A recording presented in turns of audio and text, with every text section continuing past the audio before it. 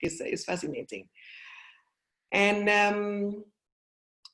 a more example of Chinese influence, of course, this pork dish with speculas is like, of course, pork, sweet soya with Chinese 5 spice as well.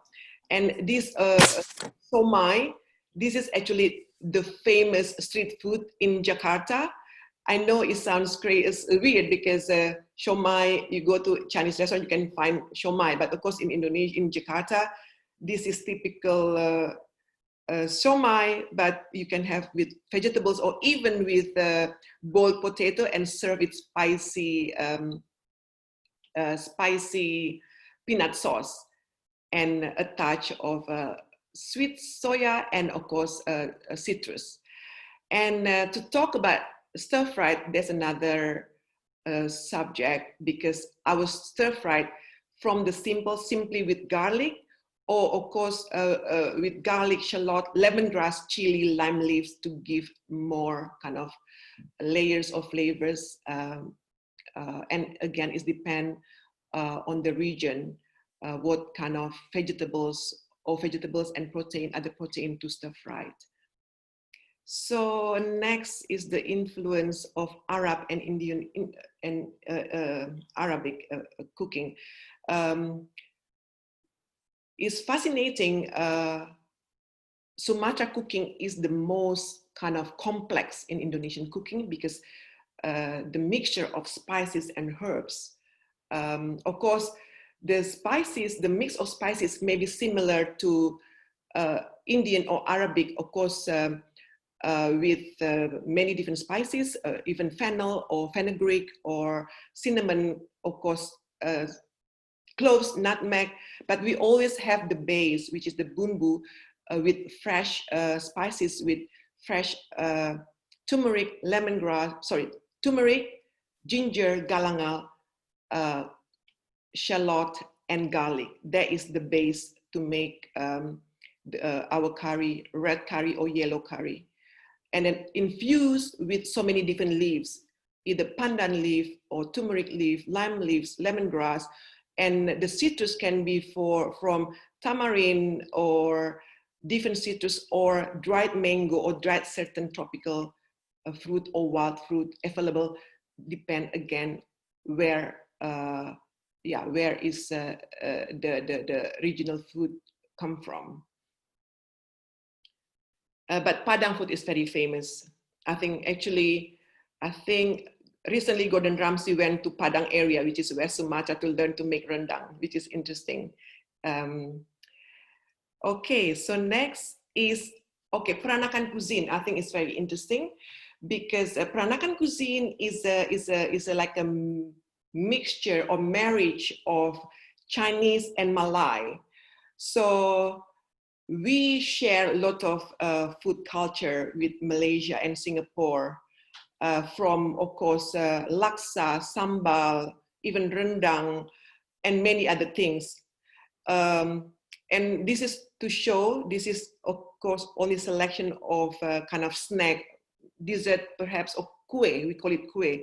So if you see there's so many similar with Malaysian and Singapore, I think this is the very famous one. Perhaps this is pandan pancake with grated coconut inside. And this is, of course, we call it kueh lapis, the same in Malaysia or Singapore. Of course, this is kueh lapis as well. Right, so to talk briefly about Indonesian ingredients, I'm sure you think, wow, it's so complicated or maybe new, but actually it's not new at all because as I mentioned, because we share a lot of heritage and influenced by other cuisine, basically Indonesian ingredients is the same as Malaysia, Singapore, or Thailand even. So of course, as I mentioned earlier, we always cook with fresh root spices. So galangal, ginger, turmeric, shallot, and garlic, and then we use sort of tomatoes, of course, chili, lime leaves, and the spices, as I mentioned, from clove, nutmeg, cinnamon to fennel and fenugreek, and coriander seeds or cumin, yeah. And of course, we have basil. Basil, of course, our basil is very different, maybe compared to Thai basil. But I found actually Italian basil or Greek basil is very kind of similar character than Indonesian basil. So here in the UK, I always use Italian or Greek basil. And of course, we use spring onion a lot as well. So next, we talk already about nutmeg and cloves. And it's interesting for now, if you talk to Indonesian people and to ask what is their favorite spice, I'm sure 99% will say not nutmeg or cloves, but chili. It's fascinating, of course. Chili is not indigenous to Indonesia. It's brought by Spanish and Portuguese. And our chili actually long time ago is this one. It's long pepper. And when it ripes, the long pepper is the color is red and is soft. And when you grind it, it's really like chili. Even the spiciness also is similar to chili. It's very, very spicy. And yeah, so this is, we call it cabe Jawa, which is Japanese chili. But sadly, of course, not many people use the fresh long pepper, but for pepper connoisseur, the long pepper is still valuable, because now I know a certain chef around the world, they just want to use this as well, because it gives actually very different kind of aroma and flavor compared to black pepper, or another one, tail pepper. We have also another pepper called long pepper, tail pepper, like black pepper, but there's tail in it. So it's different pepper. We have around 5-6 different pepper in Indonesia. So yeah, so chili is the most important spice. Is because, of course, chili is the most important ingredients to make sambal. And it's interesting, in Indonesia, it's like we have to have sambal to eat the food. Of course, it's condiment. It's like, of course, black pepper here in Europe. So to give more flavor, more complex flavor, and yeah, nice flavor. So we always add chili. But every region have their own chili. I think we have around maybe, again, 100 different chili around Indonesia. But of course, many people only know certain chili, let's say, only like sambal bajak, let's say, or sambal mata from Bali, or sambal terasi, which is shrimp paste. But chili is always the most important ingredients to make sambal. If you make sambal without chili, so it's not sambal, I suppose. So, but of course, there are very few simple sambal to make, which I hope I will have time to show it to you later on. So yeah, so sambal is condiment, but it's part of the experience to eat Indonesian cuisine. And actually, after sambal, I really just want to share what is Indonesian dishes that really kind of make Indonesian food more stand out. Because if you talk about rendang, there's already Malaysia, there's already have sambal or laksa or noodles or many other dishes. But soto, you cannot find soto anywhere outside Indonesia. So it's really, in my opinion, actually, it's really nice to kind of promote soto, because soto is like ramen in Japan. Soto is like pho in Vietnam. Of course, we serve soto with noodles or without noodles, with rice or without rice, with rice cake or without rice cake, or just as it is. Again, we have many different soto around Indonesia, maybe around 20, 25. So there's something nice to kind of find something different. I know some soto actually similar to laksa, let's say, the flavor. Right, so next is satay. I know around Southeast Asia, we have so many different satay as well, but for Indonesia, of course, I think Java is the home of satay, and originally, but of course, it's spread around Indonesia, and then we have many different satay as well. So this is satay, pork satay from Manado, from my hometown, and this is satay Bali from Bali, and this is goat satay from Java. And again, in Java, you can find many different type of satay, depend on the spices, on the meat, but of course, different name as well. Another things that we can talk more about Indonesia cuisine is Indonesian curry. Again, we have so many different curry around the archipelago, from vegetable curry, simple chicken curry, of course, to rendang, which I mentioned earlier. Rendang is from West Sumatra in Padang. Okay, next is tempe. Tempe, of course, is from Indonesia, which influenced by Chinese for sure, because we have many soya products from Indonesia as well. And one of the product that not available in other country is tempeh. And I think it's so amazing to see kind of new trend in London, especially, or England. There's so many tempeh brand which we can buy online and available in certain supermarket. And I think it's really good move, in my opinion, because I think, yeah, especially for me, I really like to promote tempeh as Indonesian influence in the UK, perhaps, or even the world. And there's so many ways to cook tempeh, from a simple fried tempeh to curry and even satay, vegetables, and of course tempeh is perfect for vegan and vegetarian. Vegan and vegetarian. And one more thing that I think I haven't mentioned is sweet soya sauce. Is very Indonesian. It's not available.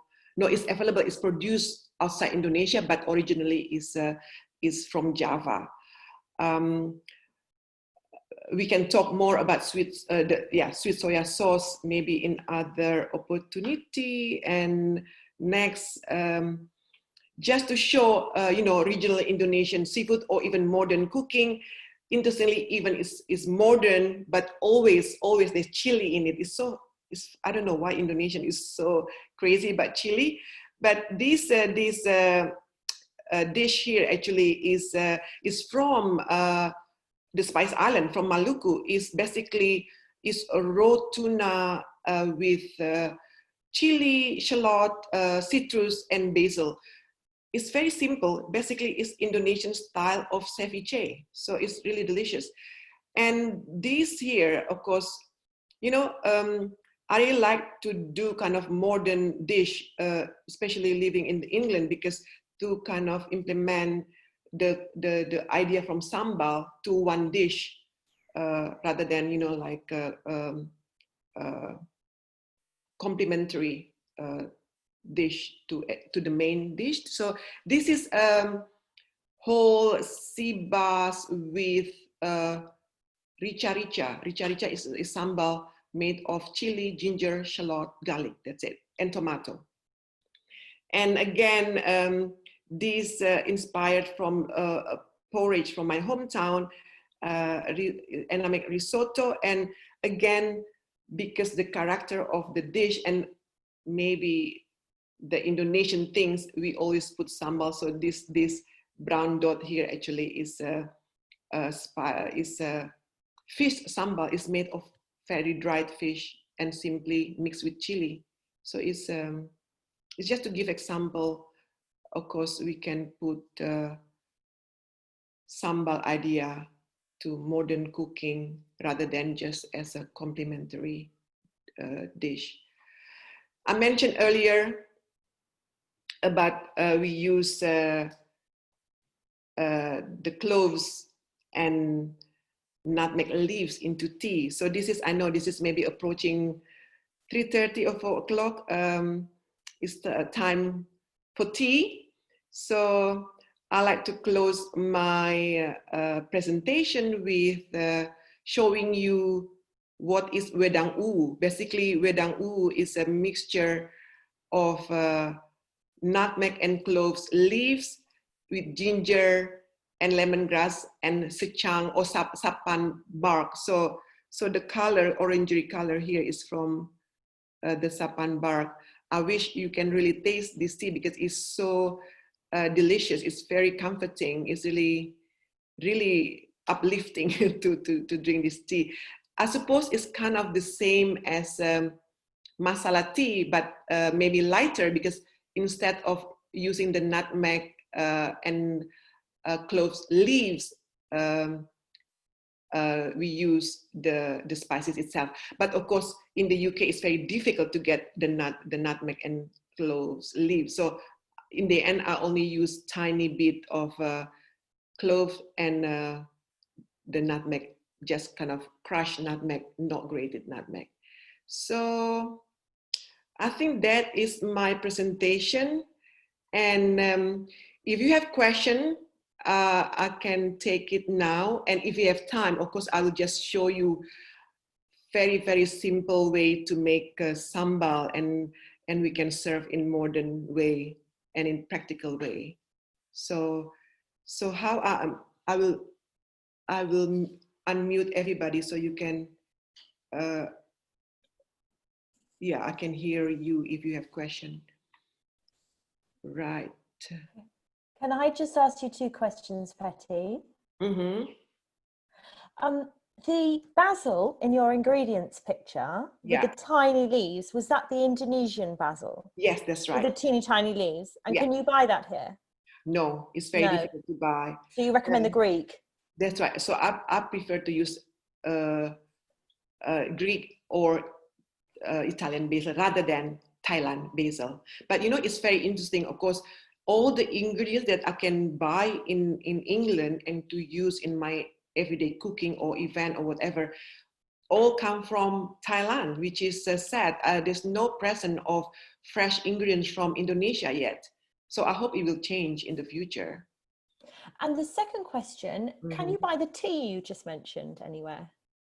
No, but you can make it yourself. It's so easy to make, you know. Of course, you can, the leaf, we couldn't have the leaf. So you can just use, maybe to make, let's say 250 milliliter, you can just use maybe 4 nutmeg, 4 cloves, just crush 1 nutmeg, and rather than grate it, just crush it and put maybe 2-3 pieces and add fresh ginger and lemongrass. Yeah. Thank you. Yeah, that is really nice. Thank you. Right. Any more questions?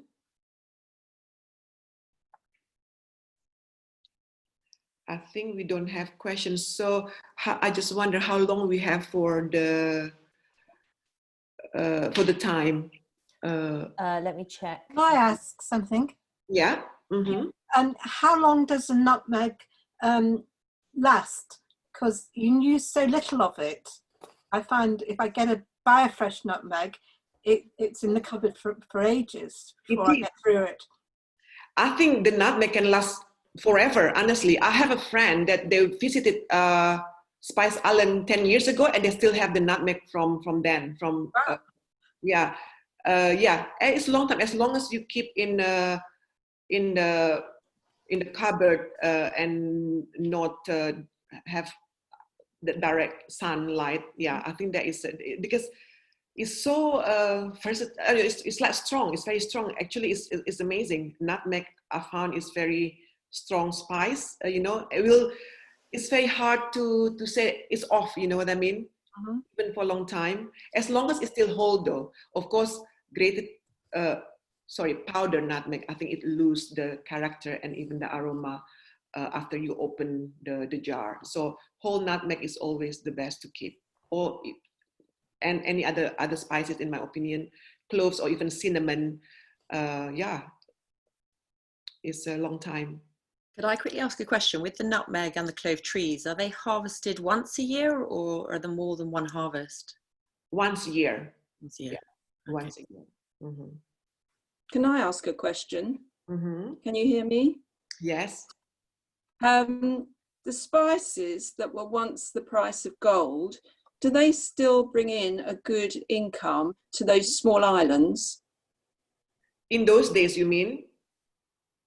And today, does it still income? It's hard to say. The things is, you know, although Indonesia still the biggest producer of nutmeg, and the value is not a lot. They make money, surely the local make money, but not significant. That's why they have to find other job as a fisherman or selling goods in the market, or yeah, whatever job they can. Also, the problem is there's no kind of appreciation. The single origin of nutmeg, let's say from Banda Island, Banda nutmeg, because the Bandanese, of course, they are very proud of the nutmeg, because they said, well, the nutmeg from Sulawesi is different than that nutmeg from Banda, or the nutmeg from Java is different. Even nutmeg from Seram Island. Seram is not far from Banda. They, although it's already outside Banda Island. So yeah, I think it's really nice to kind of, I don't know, I have this kind of idea to buy direct from them and then, you know, pay fair trade price and sell as a single origin nutmeg. Of course, in reality, it's not happening. Normally, people just buy bulk and mix with other nutmeg from different islands from Indonesia and export to whichever country that want to buy tons of nutmeg. Yeah. So sadly, I must say it's not significant income for them through the nutmeg that they produce. All right, thanks very much. You're welcome. Mm-hmm. Okay, so okay, I just move my computer very briefly just to show it how to make very simple sambal. So if I can just move here. Petty, you asked about the time. Yeah, what the time? The call is, I booked it until 4:30, so it's not going to cut out imminently. So we have got some more time to do that. Yeah, so yeah, I hope you can see me here. Maybe a bit down a little bit. Yeah, okay. So I know sambal, you know, as I mentioned, of course, the most important ingredient to make sambal is chili. And then the most simple sambal you can make is ground chili with salt. That's it. And you can enjoy with, let's say, raw mango or apple, even like sour apple, to give this kind of spicy, salty flavor to sour fruit. So that is the most simple sambal. We call it sambal garam. Garam means salt. And another simple sambal, which normally complementary to enjoy satay, we call it sambal ketchup. So here I have just normal light soya sauce, and another one is ketchup manis, which is, of course, this is supermarket brand, and basically with this soya sauce, either the normal soya sauce, the light soya or sweet, you just add a sliced chili. So I just slice here one chili, and I know if you don't want the I use a bird-eye chili, which is, of course, is spicy, but of course, if you want to remove the seed, is fine. And basically chop one and add to the around 3 tablespoons of light soya sauce. So in here, of course, the flavor is already have something salty, something spicy. And to give more interesting flavor, of course, is really nice to add lime juice. And just to find the right balance, of course, the right balance of acidity, saltiness, and spiciness. So here, so it's interestingly, I know it's not common even for Indonesian, but for me, I really like to find idea from the traditional of Indonesia and kind of implement to kind of more modern cooking. So I use this for salad dressing sometimes, or even just to marinate quickly, or fish or chicken, or even stir fry, to just give the salty flavor, tangy and sweet. So if I may try this to find out, is it too spicy or not too spicy?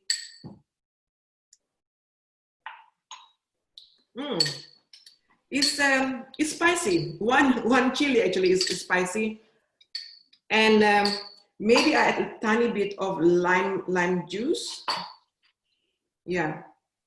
So yeah. So this is basically for me. I don't mind to use as a salad dressing, and of course, if you want to make the soya is less present, it's nice to add maybe rapeseed oil or even coconut oil if you like to use coconut oil for salad dressing. But with coconut oil, always this problem, because under 23 degrees the oil turns solid. So if you put in cold salad, it's not nice. It's just to have like a lump of oil in the salad, because normally, of course, salad temperature is kind of chill, right? So here I have of course, with this idea, you can also use the sweet soya sauce, which is, instead of to give kind of more saltiness, but of course to give more kind of sweet. Again, if you feel, oh, can I give a little bit sweetness to this dressing? Sure, you can use either maple syrup or honey, which I think is perfect. Although, of course, there's no sambal with honey or maple syrup, but I think the idea of this simple sambal ketchup, which is the soya and chopped chili, is for me it's really great to do it. So another sambal that I want to show it to you is sambal. It's sambal mata. Sambal mata is very famous from Bali, and basically it's a raw sambal made of lemongrass and chili and shallot. Maybe this is very good kind of tips or information for you, because normally, of course, it's rare that we use or consume lemongrass in raw, raw. And then especially lemongrass is known as kind of, like grassy. It's not very nice to eat because it's just grassy. But of course, to make this sambal, we can use the young part of the lemongrass, which is inside. The lemongrass, of course, has a lot of layers, right? Like this. And I know it's quite pricey to buy fresh lemongrass, so I always keep this, because this is actually good for curry or stew, because with lemongrass, what you need actually the aroma. And again, from few layers of this from one lemongrass, if you can just crush it like this, so, and smell it, that is you need to put in curry, because we don't need to eat the lemongrass. It's just we need the aroma and fragrance. And normally, of course, in Indonesia, we always tie it into a knot like this, so it's not going everywhere, you know. So if you see here, there's a white part here. This is really nice. It's kind of like a bamboo shoot, let's say. So, and again, of course, the flavor is very nice because it's kind of lemony. So it's just you just have to slice very thinly.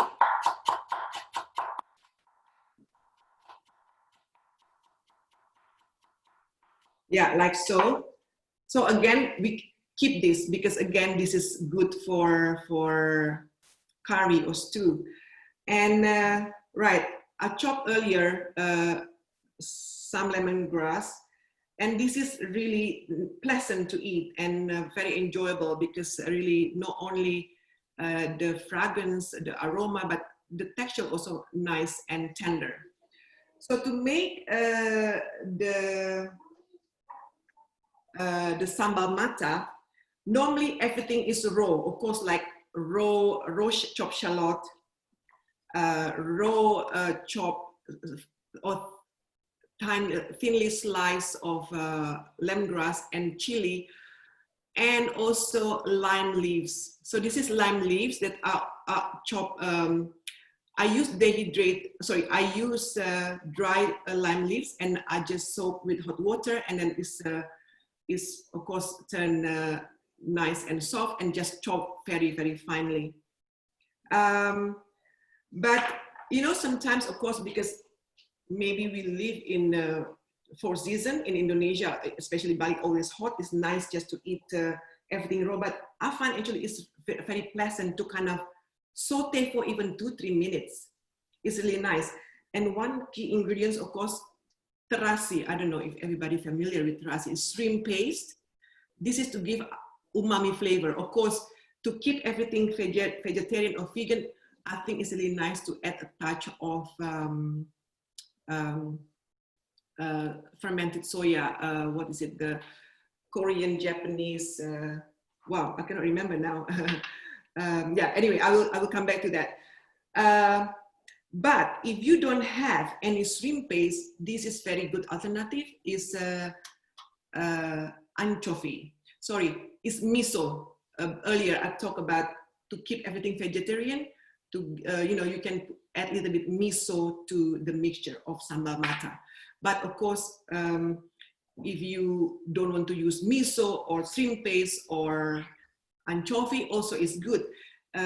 This shrimp paste or anchovy, of course, to give kind of a big kick in terms of yeah, in terms of umami flavor.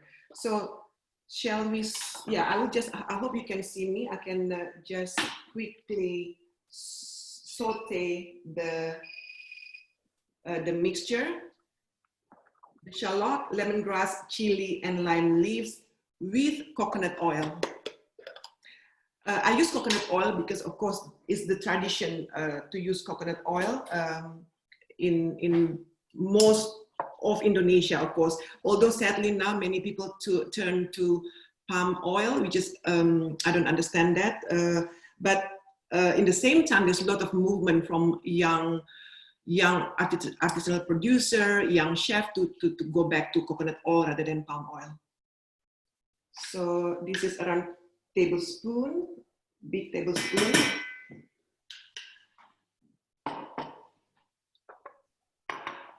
So, right, it's very, very quick. Basically, it's just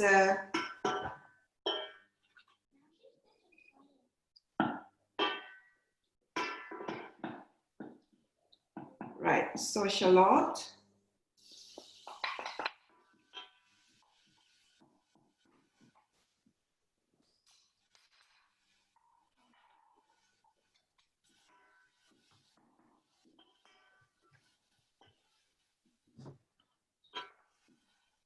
And the lemongrass and chili, and then the lime leaves. I just put everything. And last is the shrimp paste. As I said, you can put 2 or 3 anchovy just to give different flavor or to boost the flavor. And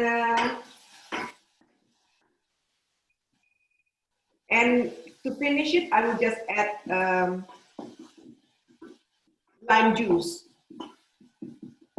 Right, so, I will turn this off. Well, the smell, of course, is very, you know, like anchovy. It's like maybe 3 times, and anchovy is very kind of fishy. Yeah. So this is lime juice. And this is perfect, of course, to serve with maybe fillet of salmon or fillet of fish. Yeah, in Bali, of course, this is very, very good for any fish dish, even barbecue. So I just put lime juice here. Okay. So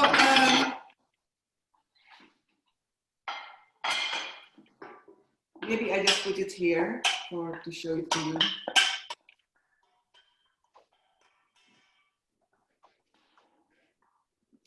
And of course, just to give a taste.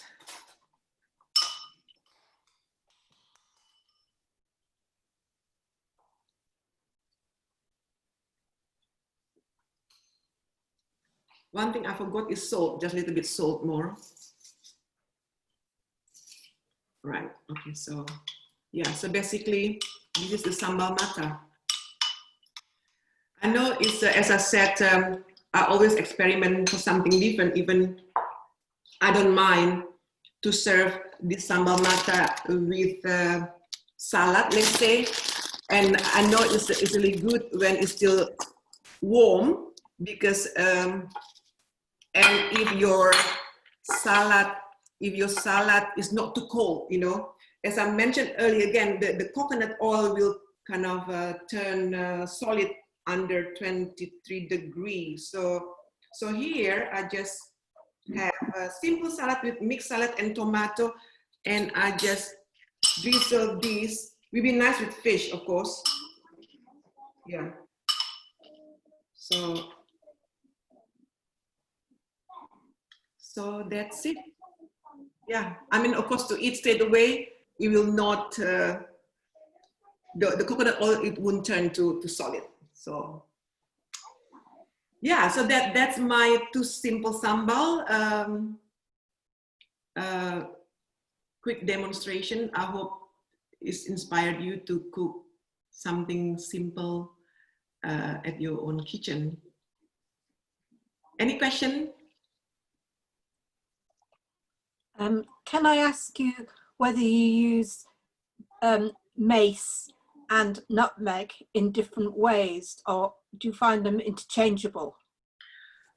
I find actually, if you want to cook with mace, you need a lot, you know, because mace is very delicate, it has very delicate aroma, and nutmeg is like, you know, is like very strong. So I will use actually, let's say, the nutmeg to make something with dessert. I mean, like using the whole things, let's say, you know, the whole mace, maybe to make even like candy of maize, let's say, rather than, because as I said, the aroma is very delicate, it's very soft. Yeah. Or of course, if I have lot of fresh nutmeg to put into salad with using the fresh maize, I think it's really nice. But of course, it's difficult to get a fresh one. Yeah. I don't know if Barbara is still with us. She left a question. I think she may have had to scoot, about the botanical name for the. Oh, Barbara, you're there. Sorry. Yes, no, that's fine. But go ahead. It was the botanical name for the Indonesian basil, wasn't it? Oh, kemangi. I think, yeah, kemangi. Oh, I can find out and send to Barbara. I don't know the Latin name, isn't it? Yeah. Thanks, Petty. Yeah. I will send to Barbara. Yeah. Thank you. Yeah. I must Thank go you. now. Thank you so much. Thank you so much. Thank you, Barbara. Bye. Bye-bye. Petty, do you have a book where we can find some more recipes? Do you have? Yeah, I have 2 books, but sadly, of course, both published in Indonesia. My first book published in 2009, and my latest book published 2016, I think. So yeah, but both is published in Indonesia, and I know it's not really it's available from me, but it's not available in the shop or anywhere. Yeah. So I'm still actually looking for publisher to publish my book with more like UK ingredients rather than Indonesian ingredients. And actually, to make my vegetables, I feel that I don't need to have imported ingredients all the time. Even the shallot, I always use UK grown shallot because I think it's the same. It's not. I know people said it's different, but for me, I don't have problem to use UK shallot, even chili and garlic as well. So as much as possible, I really want to find a way or find a replacement or replace ingredients from Indonesia or from Asia, because I think that's my contribution, or to not to have footprint, big footprint in terms of promoting Indonesia in the UK. With more UK ingredients. Yeah.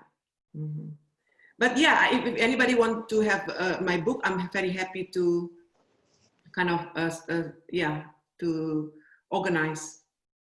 Yeah, just please let me know. Fantastic. We can find your contact details in the online as well as in the membership directory. Yes. That's right. Brilliant. So, if there's no any question, thank you so very much, Charlotte, for the opportunity, and I hope you can learn something from my presentation. I know the things is, of course, not many Indonesian restaurants to try some in London. Even in London, only like 2. So it's still very kind of unknown what is Indonesian food, really, right? Although I'm very pleased to see kind of interest from UK writers. I know Elena's book, of course, is very nice. Yeah, so I think that is amazing. There's an interest at least, and I hope more and more people can kind of explore the flavor of Indonesia. Fantastic. Petty, thank you very, very much for your time today. Really immensely grateful to you for hosting this for us. I hope everyone's found it enjoyable. I'm certainly feeling inspired, and hopefully might wish to join some of the other sessions we've got going on. So huge thanks, Petty, for your time and sharing your knowledge today, and thank you everyone for joining.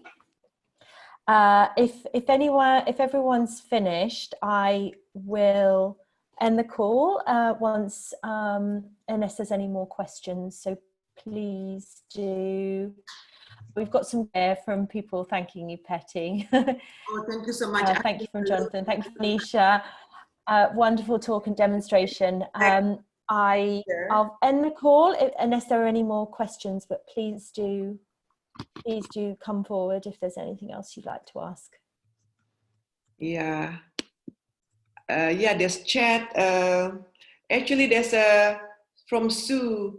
Are the spices once the price of gold still good contribution? Yeah, I think we answered that. I answered that earlier. There's another one from Kalpna. I like noting the lemongrass. Great tip. Okay, thank you. And from Barbara, of course, the Latin name of the Kemangi. That's great. Oh, from Lara, I tuned in late. Okay, this is from Lara Wood. Lara also, of course, just published another book, which is amazing, the coconut and sambal. From Jonathan, thank you so much, Jonathan. And from Monisha, Thank you very much, Monisha. And from Clarissa, thank you. And thank you very much for all of you who joined Charlotte and me. And thank you again, Charlotte and Jonathan and Sam, for organizing this lovely event. Yeah. Well, it's a pleasure. And, you know, we just thought we'd try something new with the lockdown because, you know, we're really keen to make sure that we can continue to offer something for everyone whilst we can't meet in person. And it's an interesting format to explore as well, especially for members who are spread across the country. So we'll see how it goes over the next few weeks. And lovely. Okay. Well, thank you, Petty, again so much. And we'll please do follow our events and the awards on Tuesday as well, 16th, 6 p.m. So should be exciting. Thank you, everyone. And I'll end the call if there aren't any more questions. Bye. Thank you. Bye, everyone. Take care. Thank you, Petty. Thank you.